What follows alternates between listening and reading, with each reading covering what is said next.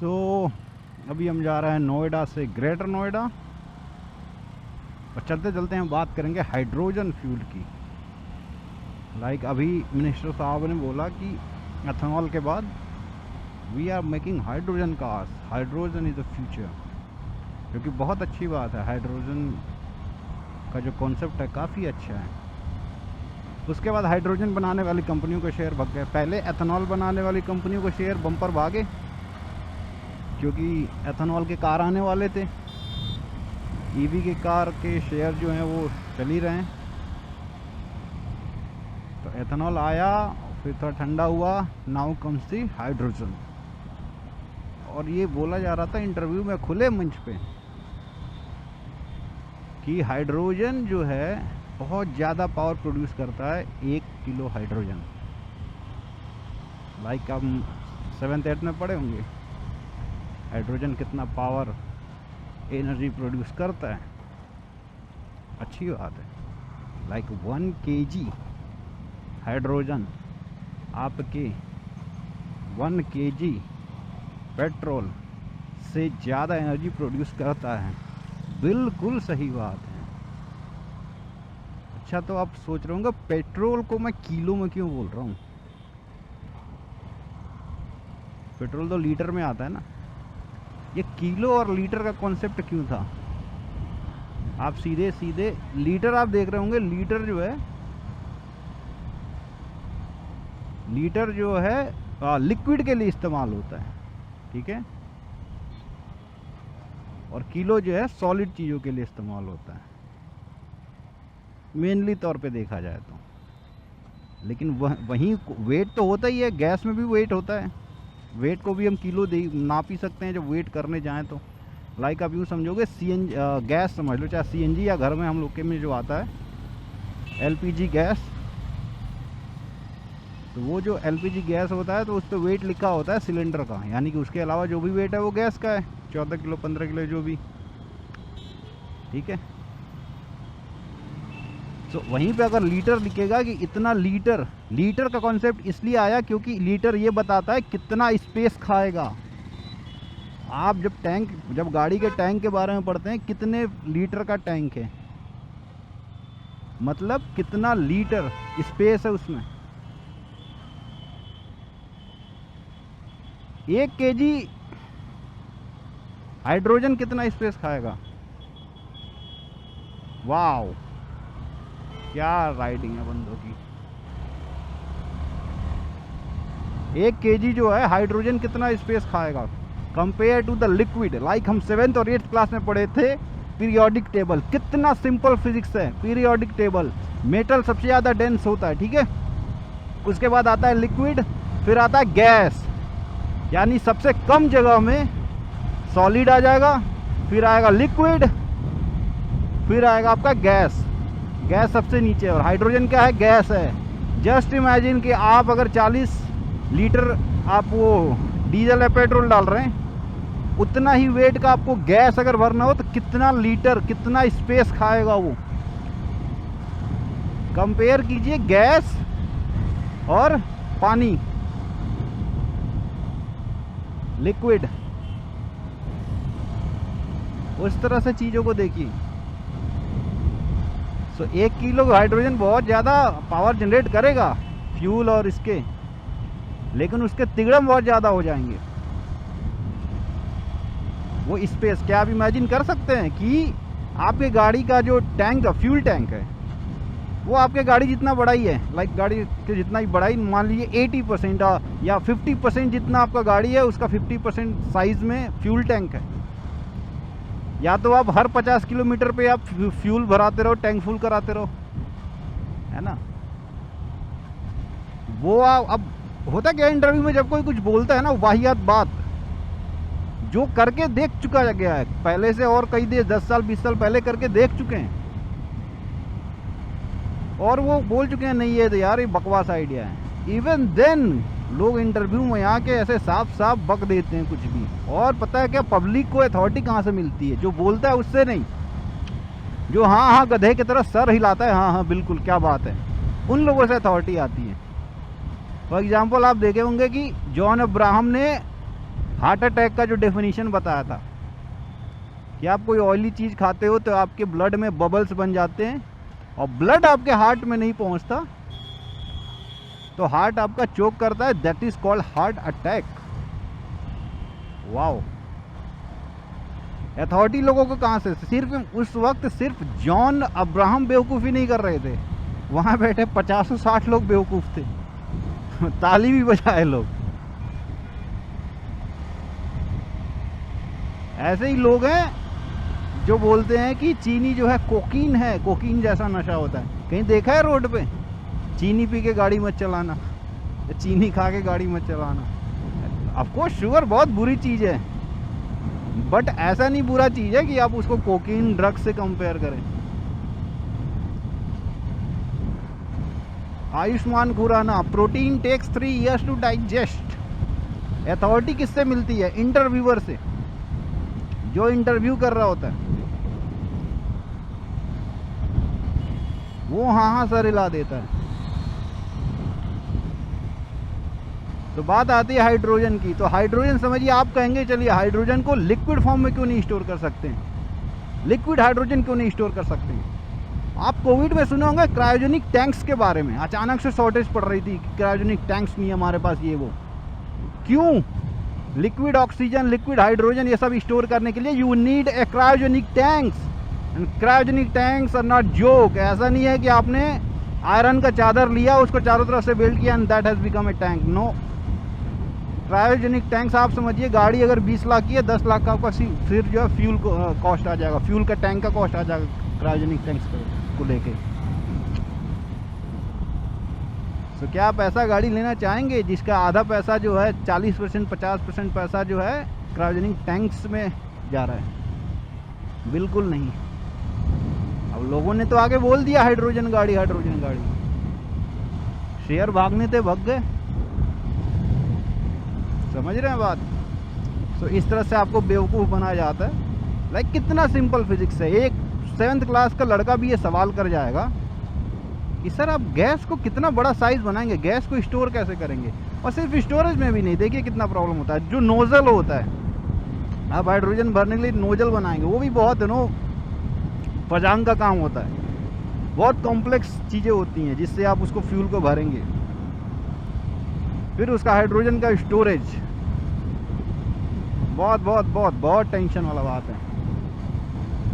तो आप सोच रहे होंगे कि मैं ईवी को भी सॉल्यूशन नहीं मानता पेट्रोल डीजल का, हाइड्रोजन को तो बिल्कुल भी नहीं, एथेनॉल को तो बिल्कुल भी, बर्बाद हो जाएंगे देश। फिर सॉल्यूशन है क्या? सॉल्यूशन है, बिल्कुल सॉल्यूशन है।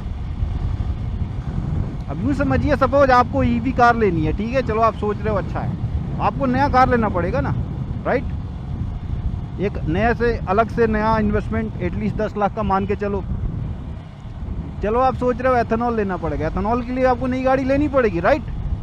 वो जो हम 30-35% दे देते हैं, जो रजिस्ट्रेशन टैक्स GST वगैरह सब मिला के, वो तो फालतू ही जा रहा है ना, आपको तो सिर्फ गाड़ी मिल रही है।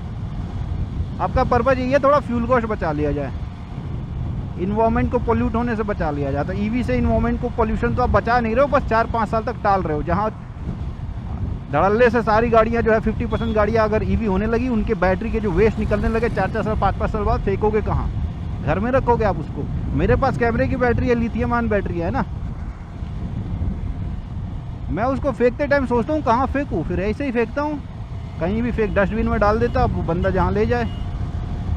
And that is as dangerous as fuel, petrol और डीजल। सो ईवी तो सॉल्यूशन नहीं है, EV will remain as an option. Okay, हमें उतना रखना है कि हमें ओवर माइनिंग न करना पड़े लिथियम। लिथियम भी ऐसे थोड़ी है कि एबंडेंट में है, लाइक कभी ख़त्म ही नहीं होने वाला, लिथियम भी तो ख़त्म होगा आज नहीं तो कल। फिर हम आते हैं हाइड्रोजन। हाइड्रोजन तो आप कहेंगे हाइड्रोजन में तो हम प्यासे मर जाएंगे। लाइक एथेनॉल जब बन रहा था, जब एथेनॉल बन रहा था तो हम भूखे मर रहे थे, क्योंकि अनाज के जो प्राइसेस थे वो भग जाते आसमान पे, चारों तरफ अगर नहीं उगाते लोग, डिमांड एंड सप्लाई का मैटर हो जाता। आप देखते होगे ना, अचानक से टमाटर के भाव बढ़ जाते हैं। क्यों बढ़ जाते हैं भाई? कहीं पे उधर उगाई नहीं हुई थी, खेती नहीं हुई थी, उसकी शॉर्टेज पड़ा। तो सबको जब दिखेगा कि पैसा तो एथेनॉल में है, क्यों उगाएगा कि गेहूँ धान किसान क्यों उगाएंगे। और ये प्रूवन है, ब्राज़ील में हो गया, अमेरिका में हो गया, उन लोगों ने छोड़ दिया, बस हाथ जोड़ो बर्बाद हो जाएंगे हम। अब हाइड्रोजन पे आते हैं, ठीक है। हाइड्रोजन में हम प्यासे मरेंगे। कैसे प्यासे मरेंगे? पीने का पानी है आपके पास, हाइड्रोजन बनाएंगे कहाँ से भाई? पानी से। कितना? 1 लीटर फ्रेश वाटर में कितना हाइड्रोजन निकाल लेंगे आप? 12%, सिर्फ 12%।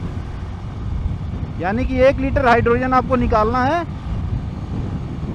तो आपको एटलीस्ट 8 लीटर फ्रेश वाटर चाहिए। 8 लीटर फ्रेश वाटर का पैसा कितना हो गया आप बताओ?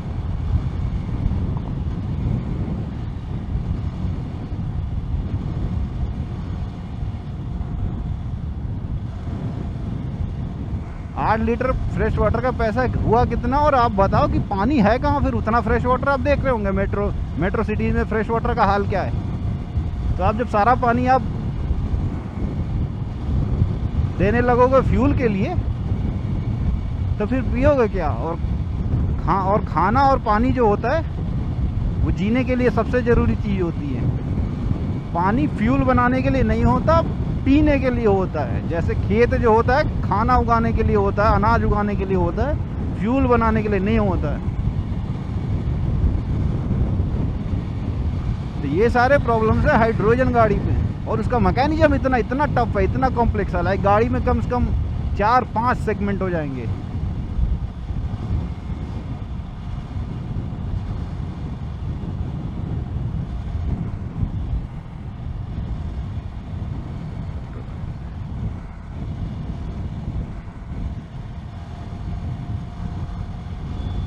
अभी बीच में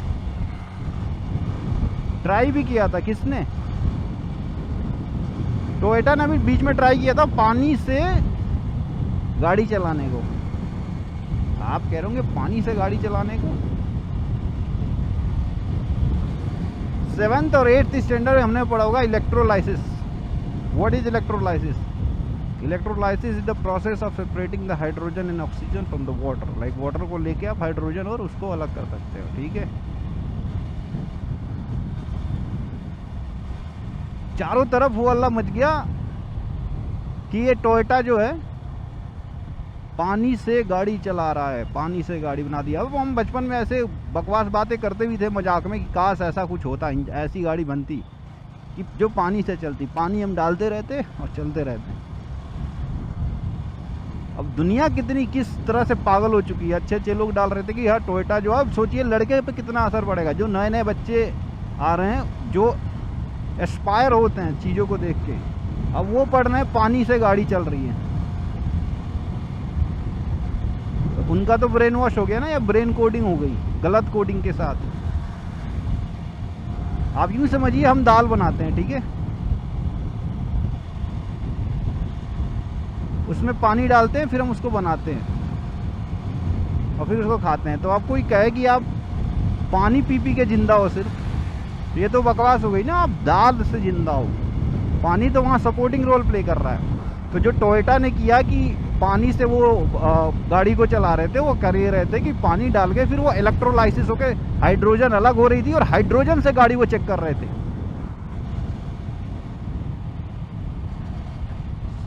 सो पानी अलग होता है। पानी एकदम ठंडा चीज है, एकदम मासूम इंसान है। पानी में कभी आग नहीं लग सकता अनलेस की मतलब उसमें बैटरी डाल दो। अब पानी खुद नहीं जलता है, वो एकदम ठंडी चीज है। हाइड्रोजन ऑक्सीजन अलग करो, दोनों फ्लेमेबल गैस हो जाते हैं। इतना सिंपल है। 7th 8th की चीजें हैं, बहुत ज्यादा 12th ग्रेजुएशन तक जाने की जरूरत ही नहीं है। 7th 8th की चीजें हैं। पानी चिल्ड, खुश मिजाज आदमी है। सो टोयोटा क्या कर रहा था कि उसको हाइड्रोजन और ऑक्सीजन अलग कर रहा था पानी से, फिर वो गाड़ी चलाने को टेस्ट कर रहा था। और वो टेस्ट कर रहे थे, देखिए कंपनियां 100 चीजें टेस्ट करेंगी, दैट डजंट मीन कि वो पब्लिकली उस चीज को अलाउ कर देंगी। आपने रैली रेसेस देखे हैं जो ऐसे जंगल झाड़ियों में लोग I-20 वगैरह कुदाते हैं। I-20 सभी कंपनियां अपनी अपनी गाड़ियां उतारती हैं।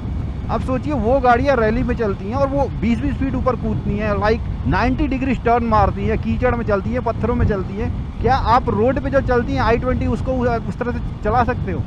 वो सिर्फ मॉडल एक जैसा होता है, लेकिन अगर मॉडल एक जैसा होता है उसमें अलग इंजन होते हैं, अलग पार्ट्स होते हैं, हर चीज़ अलग होता है, टायर्स अलग होते हैं, सब चीज़ें अलग होती है। उस गाड़ी की कॉस्टिंग 1.5-2 करोड़ से ऊपर चली जाएगी। जो i20 आप लेते हुए यहाँ पे 10-15 लाख में, जो रैली में वो i20 चलाते हैं उसकी कीमत करोड़ों पहुँच जाएगी।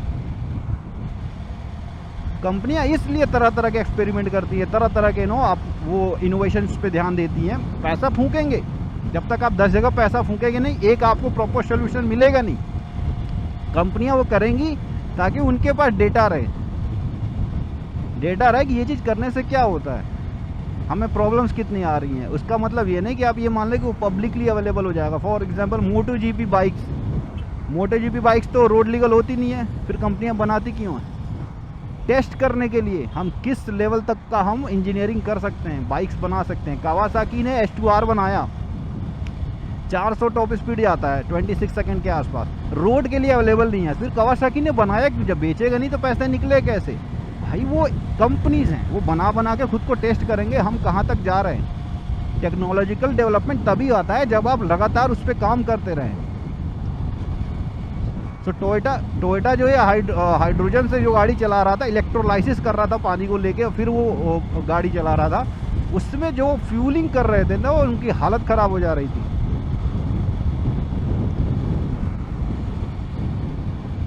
तो हाइड्रोजन गाड़ियाँ भूल जाइए, आप बर्बाद हो जाएंगे बहुत सीधे से। पीने के लिए पानी ही नहीं बचेगा आपके पास, ऑलरेडी है नहीं तो फ्यूल कहाँ से आएगा? Now comes the solution. What is the solution? हमारे पास ऐसी क्या चीज़ है जहाँ भी हम खेती नहीं करते हैं? वो है समंदर।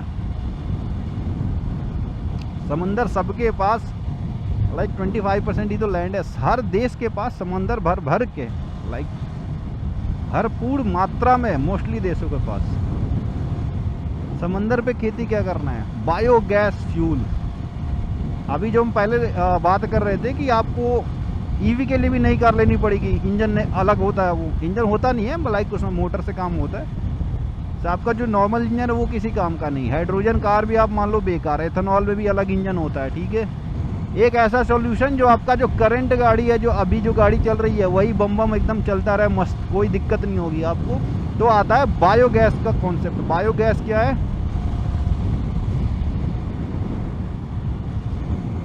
समंदर में आप वीड उगाइए, ठीक है, लाइक खेती कीजिए समंदर पे, समंदर के ऊपर आप खेती कीजिए, बायोगैस फ्यूल बनाइए, जो उसका वेस्ट होगा फिर वहीं डंप करते जाइए, ठीक है। वेस्ट डंप होगा वो वक्त के साथ, वो भी आपको बहुत अच्छी चीज़ें दे ही देगा, वो भी एक तरह का फ्यूल बना के दे ही देगा। तो बायोगैस फ्यूल में आपको इंजन चेंज नहीं करना है, जो इंजन है उसी में डालिए, एकदम मस्त, कहीं से कुछ पॉल्यूशन नहीं, एकदम ज़बरदस्त चलता जाएगा। आपको बता दें, पहली जो गाड़ी बनाई थी, जो डीजल ने, रुडोल्फ डीजल जो थे, वो अपना जो पहला इंजन बनाए थे वो डीजल से नहीं चलता था, वो पीनट ऑयल से चलता था। पीनट ऑयल, मूंगफली के दाने के ऑयल से चलता था। फिर उस इंजन को रिफाइंड करते गए वक्त के साथ साथ, डीजल, रुडोल्फ डीजल का डेथ हो चुका, वक्त के साथ साथ लोग रिफाइंड करते गए। उसके बाद जो है एक पदार्थ मिला, ठीक है, उसके बाद एक जो है लिक्विड मिला, फिर उसको नाम दिया गया डीजल, और उससे फिर उनका इंजन चलता रहा, जो पहले जो था जो पीनट ऑयल से चलता था, मूंगफली के दाने का जो तेल जो हम खाते हैं उसमें पकौड़ियाँ छानते हैं, उससे चलता था इंजन। तो बायोगैस जो है ऑलरेडी टेस्टेड है। बायोफ्यूल, बायोगैस में बार बार कह रहा हूँ, बायोफ्यूल वो ऑलरेडी टेस्टेड है। अब टेस्टेड कब हुआ था? बहुत टाइम पहले हुआ था। अगर एग्जैक्टली बताऊँ तो 90s में अमेरिका ने टेस्ट किया हुआ था, और फिर उस प्रोजेक्ट को रोक दिया गया। इसलिए रोक दिया गया कि उस टाइम वो महंगा पड़ रहा था। महंगा किससे पड़ रहा था? लाइक डीजल और पेट्रोल से महंगा था उस टाइम, डीजल एंड पेट्रोल से महंगा था। अब सोचिए, जो मैं कह रहा था कि कंपनियां जो है 100 चीज़ें पहले से एक्सपेरिमेंट करके रखती हैं, आज काम नहीं है, अगले दिन कहीं काम आ जाए 30 साल बाद, लेकिन वो टेस्ट करके डेटा अपने पास रख लेते हैं। तब जो है डीजल और फ्यूल का कॉस्ट बहुत कम होता था, राइट।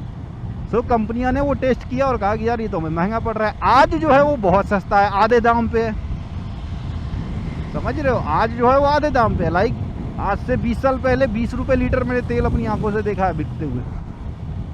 तो 90s में तो और वो थोड़ा कम होगा, 1996 या ऐसे कुछ था, 90s में ही हुआ था। तो उस टाइम महंगा पड़ रहा होगा, इस टाइम कंपेयर किया जाए तो आप बहुत बहुत बहुत कम रेट में पड़ेगा। तो हम सब बायोफ्यूल पे जाएंगे, लेकिन थोड़ा पब्लिक का खून चूसने के बाद। तो मैं ये जो बातें कह रहा हूँ कि ये उन बड़े बड़े इंजीनियर्स को नहीं पता, जो ये लोग अभी जो धुन मचाए पड़े हैं कि ढोल पीट रहे हैं बायो, ये एथेनॉल, हाइड्रोजन, ईवी, उनको मेरे से बेहतर पता है, 100 गुना ज़्यादा पता है। कर क्यों रहे हैं भाई? आदेश है ऊपर से। जब मालिक लुटवाने को तैयार है तो उनको तो क्या भाई, सैलरी दो, हमें तो सैलरी मिल रही है, तुम बर्बाद करना चाहते हो करो।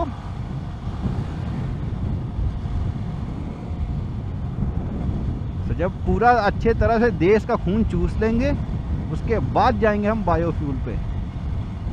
और बायोफ्यूल बिल्कुल कहीं से आप इन्वायरमेंट फ्रेंडली है, ग्रीन गैस है, कोई टेंशन नहीं। समंदर पे खेती कीजिए, उगाइए समंदर पे। और जो है खेती कैसे आसान हो जाएगी, सपोज आप कहेंगे लैंड पे, पहली बात लैंड पे तो आप करने का सोचो ही मत, क्योंकि आप लैंड अनाज उगाने के लिए होता है। दूसरी बात, जो रिजल्ट आपको समंदर के उस पर मिलेगा वो आपको ज़मीन पे नहीं मिलने वाला। इसलिए नहीं मिलने वाला क्योंकि देखिए, जब ज़मीन पे हम कुछ भी उगाते हैं, कोई भी अनाज, कोई भी प्लांट हो, तो वो ग्रेविटी के अगेंस्ट बढ़ रहा है, राइट। उसका बहुत सारा ताकत जो है, जो न्यूट्रिएंट्स या जो भी मिनरल्स वो ज़मीन से लेता है, वो चला जाता है खुद को स्टेबल रखने में, ग्रेविटी से अगेंस्ट लड़ने में। पानी आपको पता है, समंदर जो एक ऐसी जगह होती है, पानी जो है वो एकदम नॉन ग्रेविटी वाली जगह होती है ऑलमोस्ट। तो वहाँ पे जो है प्लांट जो है डबल ग्रोथ देंगे आपको। और आपका जो है ज़मीन जो है वो अनाज उगाने के लिए पर्याप्त है ही है, पड़ा हुआ है, उस पर कोई वही नहीं है कि हाँ हमारे पास ज़मीन नहीं है अनाज उगाने के लिए। तो कोई टेंशन नहीं है, समंदर पे आप फ्यूल उगाओ, समंदर ऐसे भी खाली रहते हैं। और वहाँ के जो मछलियाँ वगैरह है, जो समुद्री जीवन है, उसको भी कोई टेंशन नहीं। आप कोई तेजाब उगा नहीं रहे हो, you are just growing the plants.